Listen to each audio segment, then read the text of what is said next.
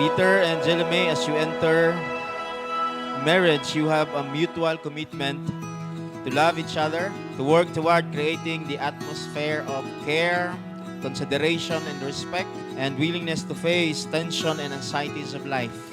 This day, happy na wala ko kasabot. I don't understand yun kung anong ingani akong feeling, pero kanang happy kay ko ba kanang I do not know kung unsa ako ang mukatawa ba ko, kung Well, actually, wala jud ko karon. Wala ko kasabot sa akong ginabate ron. Mix emotion na I happy na ginakulban na ako kasabot. Jella and I were classmates in high school. Kumbaga, naamay ka ng something, mutual understanding between sa mong duha. Iba iyahang circle of friends, iba po ang ako. So, we are not gyud ka ng totally close. 8 years mi wala nagkita. And then, nagkita lang mi sa among workplace karon sa Kapitolyo, maguni sa Sarangani nagtrabaho. So, katong nag-start lang siya trabaho dito lang mi nagkita ulit, ng istoryanay. Kumbaga na nabalik ang mga panahong high school era, chares. Dili na ako ma-explain nga nung siya. Dili gid ako ma-explain ba kay siguro it's just because of God kanang from the heart gud na ako. Dili gid ako ma-explain nga nung siya. Basta gusto lang gid nako siya. Ana gid siya.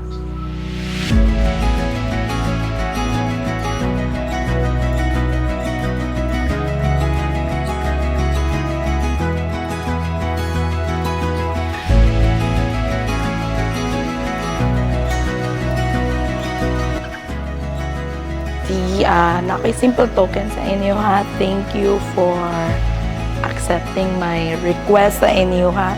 A simple token that Mga part, thank you gid kay sa inyong tanan na kabalo ko busy daw mo pero dili gid mo busy gyud. Pero thank you japon kayo kay. So, thank you gid kayo kay bisan nga ulan. Ibanan gid ninyo sa mga momento sa event ba.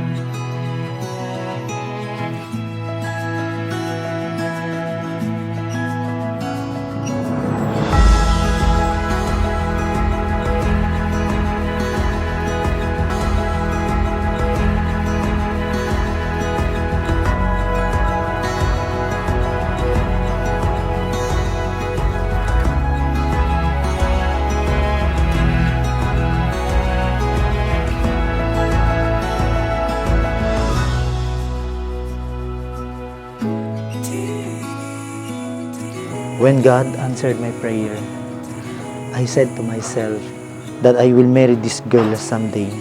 You made me complete. When you arrived into my life, I said to myself that I will not do immoral things that would ruin our relationship. love, I want to let you know how grateful I am that God has given you to me as my better half. Meeting you again is a blessing. Wala ko nagdahom na akong partner, classmate na din ako pag high school. Love, I promise to be your constant, your rock, and your safe place. I will stand by you through life challenges, offering my strength and support. Together, we will face whatever comes our way, knowing that our love is stronger than anything that may try to break us. I will promise that I will be forever at your side, and I will love you unconditionally and be faithful at all times. I will stand with you in face through all of life's challenges. Ingon pa nimo, ako imo na, ikaw ako na pod. I vow to be patient, understanding, and kind. I will communicate openly and honestly, always respecting your thoughts and feelings. I promise to love you with all that I am, to honor you deeply, and to cherish every moment we share.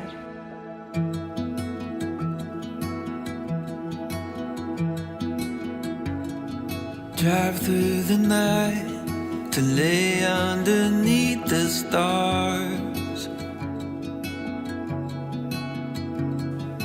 Feels like I'm dreaming to be wherever you are.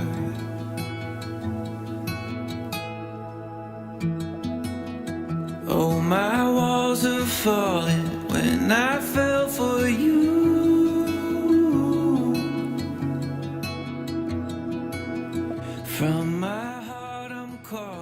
I will promise that I will be at your side all the time, and I will be faithful to you all the time.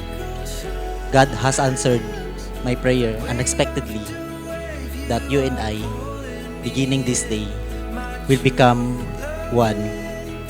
I will never leave you in the sickness.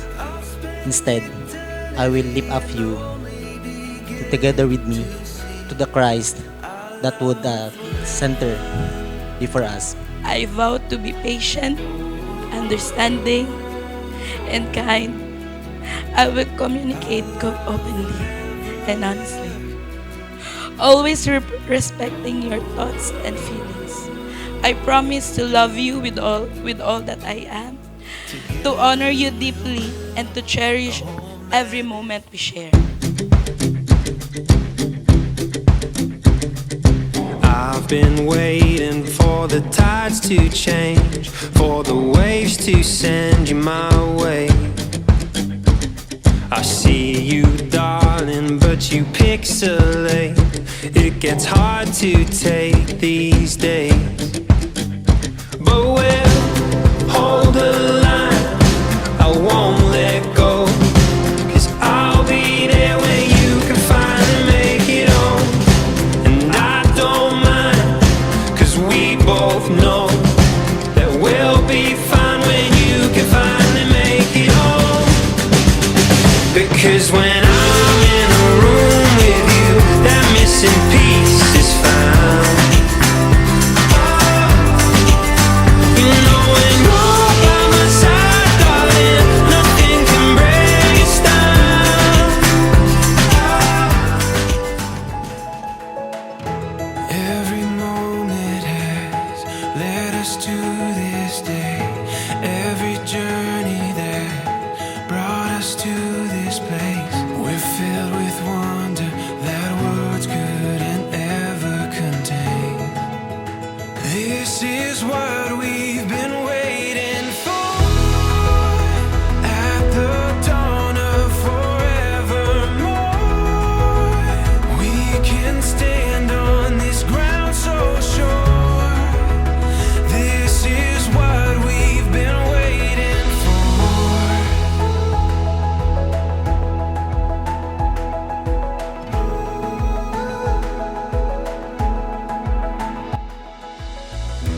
When the morning light brings us to our feet. As tong reminder na Ate Jella always submit to Kuya Peter, and Kuya Peter love Ate Jella and submit with one another. Time comes, Peter and Jelay, pag magkaroon na kayo mga anak, don't send your children to church. Huh? But you go with them. No, huwag nyo silang hayaan, sila lang. Samahan nyo sila, huwag nyo silang utusan. Para lumaki sila, kagaya ng sinasabi sa Bible na, train up a child in the way he should go, so that when he is old, he will not depart from it. Yun lang, maraming salamat and God bless. Make Christ as the center of your marriage, because it's only God who will make all things possible. Remember that love bears all things, it endures all things, hopes all things, and love never ends. So always remember these two ingredients, love and respect.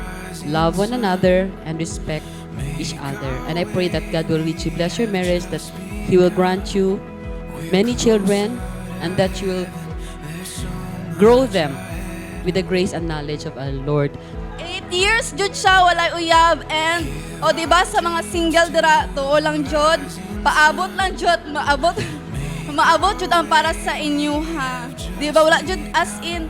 So ari lang Kuya Peter ha, I hope na you will enjoy growing old with Ate Jella May, because we enjoyed growing up with her, ana lang. So Kuya Peter, palangga jud pag-ayo si Ate Jella, kay palangga jud kay naman na siya. Enjoy your married life. Make more babies. Kaya ingon daw niya, gusto niya kambal daw niya. So i-pray nato na kambal lang ilang guys. Kay dili jud na siya imposible, di ba? Unta nga sa inyohang married life ninyo, dili na magbag-o. Unta hatag ano pa kaog invest pa ka og longer patience sa iya ha. Ikaw pud at tigilay, tambalan na to na imong tukar. Kay basig mahutdan na si Kuya Peter og ano, pakaon, char lang. So, mo to, wala lang, happy lang ko sa inyong duha o I hope magkaanak mo, kambal, kay mo gid nang gusto na tigilay kambal. Sure man yun na ano, kay na may kambal si Kuya Peter. Tagaan na gid niya si tita, managkano na sila. Di lang daw isa-isa. Sa atong tanang karon, pasalamatan na to ang Ginoo nga lain naman nga magtiayon karon ang gidugang sa among pamilya, sa iyang pamilya ni Peter nga matawag na to nga ang isa't-isa ibuhat ni sa Ginoo nga magkauban sila. Pag tinabangan gid mo, pag respetuhan ay, pag higugmaay. Kung naay problema, ayaw mo kagool na daghan yung ninang ug ninong, oh. First of all, I would like to thank God kasi this event was successfully done. And also sa inyo ha, tanan. Although we have different kanang level sa atong kabisi, but then again, you gave time for us to join in this momentous event. Thank you so much po. As well as pala sa amo ang organizer, sa family. Dako kay amo ang pasalamat sa inyo ha. Despite of kanang circumstances na among nagian, been together, but still, we are happy to see you here to witness this momentous event. Thank you po. Thank you po. So, I'm very salamat gid sa tanan nag-attend and pasalamat ko sa both families namo. Preparation until karon na adlaw gid naging successful ang ang wedding ni Peter, and then thank you po mi sa mga principal sponsors, sa mga secondary thank you po mi sa mga especially po sa mga suppliers. Grabe gid thank you ma'am sa inyong effort gid sa amo maging successful gid amo ang wedding. At the same time, thank you po mi sa amo ang parents, sa mo ang duwa. We're so happy na nag-attend mo sa mo ang wedding.